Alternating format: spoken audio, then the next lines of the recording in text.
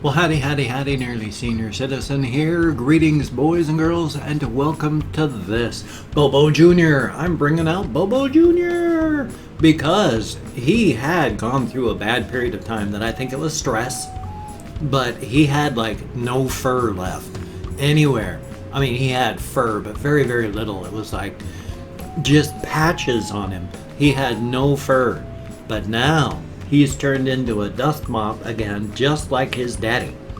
His daddy was Bobo, the grand patrician of the hamster clan at one point, but he passed on, he got old. But before that, he turned into a big dust mop, where his fur just got super, super long. And now that Bobo Jr., I took him out of circulation, and his fur grew back. So I think it was just stress, so I just wanted to show him off because he's ultra fluffy now. He is just Mr. Ultra Fluff, as you can see. He's all super fluffy, and he's a good little guy. And I just wanted to show him off because I'm very, very happy. I mean, he's getting older. You can feel his spine, each individual vertebrae. And when hamsters are young, they're very meaty. Here we go, little guy. Thank you so very much. You cannot feel their individual vertebrae. All you can feel is a hard line down their back. And their hips, you can feel meaty structures. As they get older, as happens to all of us, as their telomeres on the ends of their cells get smaller and smaller and older, and they don't reproduce as well, they get older and thinner, just like we do. And you can feel each individual vertebrae on their spine, and on their hips you got to start feeling their pelvis and their bones and their hips. You can feel his individual vertebrae. You can't really feel his hips yet. The inexorable march of time, my poor little guys. I still have not yet put any bin cages into my Amazon wish list. It's not because I don't want to. I forget, and then I should write things down, but I forget to write things down. And then when I start getting really tired and sleepy, like happened again yesterday, I am not in any mental state to be able to write things down. What happens is, like around noon, I start getting super, super tired because I don't sleep well. And then I wake up from pain at around 5 o'clock in the morning. And so noon shows up, and I've already been up out of bed like 8 some hours. And I'm already exhausted and tired and up that long. It starts getting am I going to be able to stay awake sort of situation. I need to start taking an afternoon nap. I need to find a good time to get that done. That will definitely help. In fact, they have found that doesn't matter your age. I can't hold my arms up. Ow. I'm really hurting this morning. But they have found that doesn't matter your age, a 2-hour nap helps everybody. Now, I've never been one to take naps because I hate sleeping. I hate all sleeping. I don't like sleeping at all. It's a waste of time, even though your body needs to do it. So all my life I've not slept, which has added, of course, to my sleep deficit adding up because I've never had any interest in burning off my sleep deficit. Your body just does not forget if you're behind on sleep. If you get 4 hours behind on Monday, a month later, you're still 4 hours behind. Your body is dragging a little bit, not a whole lot, but you're 4 hours behind. Your body remembers and knows this. As that increases to that you're behind a day, 2 days, it starts to drag on you if you can't catch that up. When you get as old as I am and as big a deficit as I've got, my deficit's about 10 years. I went through a good 5 to 7 year period where I only slept an hour or two every single night because I was terrified something would happen to my wife while I was sleeping. And so I stayed up 23 hours out of 24 and then only slept for an hour before getting up to start it all over again. And so many times proved to me that I was right to do this, because there were times that I would have been asleep and she would have died. She had a huge brain hemorrhage, huge bleed, her skull filled with blood. My wife did about a year before she died. Ended up in ICU for a long time. Should have died. Came out of it perfectly okay. But if I had been properly sleeping, and she had been as well, she would have died next to me in my bed. So I got so many times where if I hadn't stayed up 23 hours out of 24, she would have kicked off a long time ago. So now I've got a sleep deficit that's at least a decade deep. I mean, if I went to sleep right now and was chemically induced in a coma and spent 10 years in a sleep-induced coma, I'd finally be almost caught up. I wouldn't have much life left. I'd be 65. So I think I'd better live with a deficit. Which means I need to start napping. Now, last night, after having trouble staying awake all afternoon, my housemates, they went out, bought a little bit of stuff. They didn't have much money, but they bought some Halloween stuff at the dollar store. They fixed up, oh my eye. They fixed up the outside of the house, put a door decorator on, used that cobweb type stuff to put all around this tree outside, and then stretched it up so it went between the tree and the house. So it was pretty cool that way. And it looked really nice. And I think we got 3 trick-or-treaters. In our neighborhood, there were barely anybody. Even when I had to go out driving to go somewhere at one point, I barely saw any trick-or-treaters at all. In one neighborhood, there were a few, but there were barely anybody. It's really sad. Halloween has turned into a really, well, barely anybody does anything.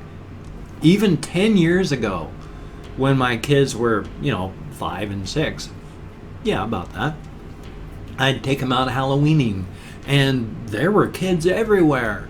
And now, barely anybody anywhere. People barely decorate. It's really sad. I don't know if it's a all across the U.S. thing or if it's just in Shelton that it's gotten sad, but it was really disappointing.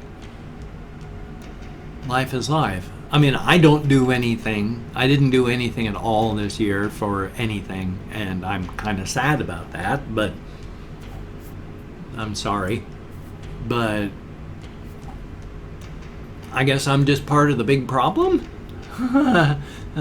Hard economic times, I guess, puts a big crimp in everybody's style. Or cramp. You don't crimp a style, you cramp a style. I thought that was a weird turn of phrase there. How about that? So yeah, yesterday I spent most of my day sleeping. And then at about 8 o'clock I think it was, my housemates started breaking out the dabs, and we had some dinner. It was chili mac, and we watched TV, had some dabs. They dabbed me out quite strongly. By 9 o'clock I was struggling to stay awake, and at 10:30 finally they said, you need to go to bed, because I was like going, I'm awake, good. I'm awake, no fear, good. And then my neck still hurts from dangling forward in my chair like this. So finally I went to bed at before 11 o'clock-ish, I think. Or approximately 11 o'clock last night. Fell into bed, boom. Now that's good and bad, of course. I got excellent sleep because I stayed asleep until finally pain woke me up at around 5:30. That's the problem, why I'm hurting extra and why my hands are dangling so much and I'm complaining about pain. I don't move when I sleep. And you need to move. Where at whatever position I take when I fall asleep, that's the position I'm still in when I wake up X number of hours later. That hurts. You move when you sleep. Normally you move. Your body moves. If you've got an itch, you scratch. If you've got a pain, you move an arm. If you need to shift, you shift. You're all over your bed while you're sleeping. I don't anymore. I don't know when, why, or how, but for whatever reason, I stop moving when I sleep. If I lay down with my hands like this up against a pillow next to my head, when I wake up I wish it was 7 hours later. Now it's like 5 or 6 hours on a good day. When I wake up, I'm still like that and everything hurts. Because if you stretch your muscles, stretch your arm out like this. Just stretch your arm out and set it like that. Even just rest it on your arm. That's a bit of a stretch. It's a pull. It's not comfortable. Keep that up for 10 minutes. Your arm is going to hurt. Do that for 5 or 6 hours because you're not moving while you're asleep. And my God, that arm is going to be hurting so much you'll barely be able to move it when you wake up. That's the way I wake up. Everything is just hurting extra because while I slept for a good, 6 hours straight, but I never moved. I don't know why I don't move. It's not good. It's very painful, especially since I can't sleep on my right side. My spine is bent sideways. I have scoliosis and back injuries, and as you get older, things change from stressors in your body. Muscles pull on one side, don't pull as hard on the other. Your skeletal structure changes to stressors. Now, if I try to sleep on my right side, it's like a bowl or a plate, that's like this, and you're pushing on top of the bowl, trying to make it flatten out. And it doesn't flatten out. You just put stress on the plate or the bowl because it doesn't bend downward. And you're just hurting the bowl. But if you flip it over, like if I lay on my left side, suddenly it's like you're a bowl sitting that way. And you don't have the stressors of being a bridge trying to settle. You're the bowl that settles down at the lowest point into the bed. I can sleep on my left side because the bowl is sitting properly, my spine. I can't sleep on my back because I've gotten so many bad injuries. If I try to sleep or just lay on my back, after just minutes, I am in agony from my neck down to my knees. If I lay in that position for any more than 10 minutes, I need help getting up. I can't do it. It hurts too much. So, yay, I can sleep on one side. So it gets really, really sore to stay on that one side for 5 or 6 hours. I really, really, really hope I never get dementia and have to end up in a nursing home. I used to work in a nursing home where every 2 hours you have to go through and turn people so that their skin doesn't break down. As you get older, you got to make sure that you turn because skin starts to die in 2 hours. And especially if you're older and you do not have properly functioning cells, your body can't recover that damage. So if you stay on one side for over 2 hours, your skin will break down. You will get a pressure sore, and pressure sores can kill you. So you have to turn people. I would turn people that were in my situation where they only were comfortable. It only did not hurt to be on one side. And we had to turn them onto the side that hurt. And so we'd come back 2 hours later to find them having torn their bed apart to turn back onto that other side that doesn't hurt. Oh yay. Looking forward to that. So it's wonderful. Past that though, I mean it's nice. I'm alive. It's good to be alive. I hurt all the time. That just lets me know I'm alive. Yay. Well, what I've done is I've opened up my community tab. I didn't open up 24 hours worth of comments. I'm doing that right now. I'm opening up 24 hours worth of comments because I'm going to thank 20 to 25 people for having left me a comment. Now, Evan McFlegan left a lot of comments, and I want to answer those, and I'm going to try and do a Q&A here real soon. So I haven't answered those, but I'm going to. That's my plan. So for right now, if you would like a shout out, just ask for it, and if I catch your name, you'll get it. I'm going to thank 20 to 25 people. It's arranged because of my fibro. I get lost in my counting. If I mispronounce your name, no disrespect is intended. I am terrible at names. I'm an American English speaker. We're rotten at names. I'm better than most, but now, whether it's a good comment, a bad comment, an indifferent comment, the fact is you left me a comment, you get me out of my head, into the world, dealing with real people. Thank you very much. It's not a good mental landscape behind these eyes. So it's just going to be at random. Like there is, hi, I'm Morales, the Negan Man. Thank you very, very much. Mateus Balcher, greatly appreciated. Radovan Panovich, I sure hope that's close. Thank you very, very much. And Laura Lewis, greatly appreciated. Jinxie Han, I sure hope I'm close. Thank you very, very much. Undecided, greatly appreciated. Yayo Castile, thank you. Yayo. Colby Chaos, son of a gun, thank you very much. Omar Flores, thank you very much. K-Pop Unicorn, son of a gun, I like that. Pretty cool name. ASAP Syphilis, that's a heck of a name, thank you. And Anthony Ornelas, thank you very, very much. Evan McFlagan, thank you very, very much. Justina Aquavita Metz, greatly appreciated. Always good to see you in the comments. Dorisal22, I sure hope I'm close. Thank you very, very much. Mika Mach 5, son of a gun. Happy Halloween. Happy old Halloween. Late Halloween. Sam Holick, thank you very, very much. David Hensler, thank you. Greatly appreciated. Luna Nova Esports. I like that. Son of a gun. Thank you very, very much. And there is Seda. Thank you very, very much. Ryan H. Greatly appreciated.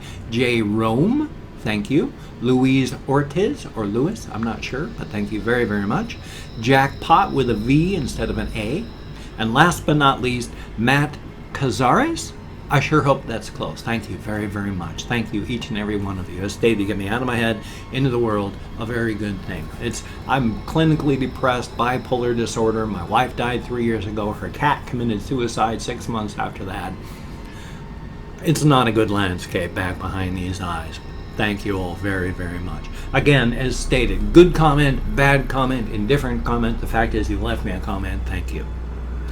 Now, I just want to say, of course, if you type in the phrase, don't breathe water, then you will be in the drawing for the Steam Key giveaway this Sunday for Sins of a Solar Empire Rebellion. I've already given away a key to Dark Souls 2 Deluxe Mark 66 and Galactic Civilization 3 to Zethos 45. This Sunday we'll find out who wins Sins of a Solar Empire. Is it just a cheap and sensationalistic method to try and draw some attention to my channel? Well, of course. Hopefully it'll work. Son of a gun. I'm not above cheap tricks. And if you can check out my links down below, that would be greatly appreciated. I got like Twitter, Facebook, GoFundMe, Patreon.com, Google+, and ignore my blog, and soon I'll stop mentioning it until I start writing on it again. My thanks to everybody who's donated to my GoFundMe campaign or become a Patreon.com patron. You are beautiful, awesome people. It is because of you I'm able to live underneath a roof here. Thank you so very much. I am in trouble. I need to pay the United States government $420 by November 20th, or they're going to take out all that money in my December disability.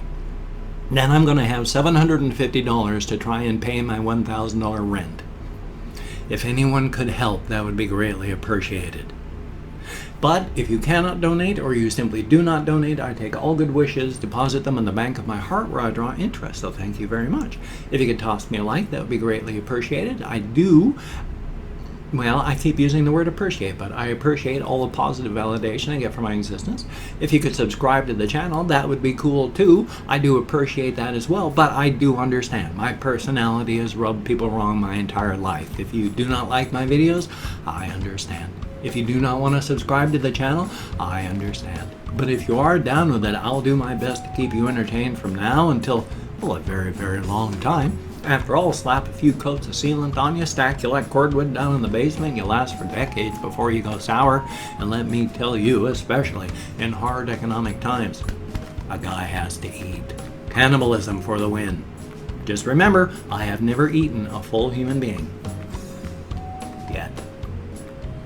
Well, I got a game video coming up. I got a reaction video coming up. Hopefully I'll be able to stay awake, get a game video done for my game channel. Links down below. That would be awesome. You take care. Have a great day today. I will see you on the flip side. And remember, keep smiling, because it can always get worse.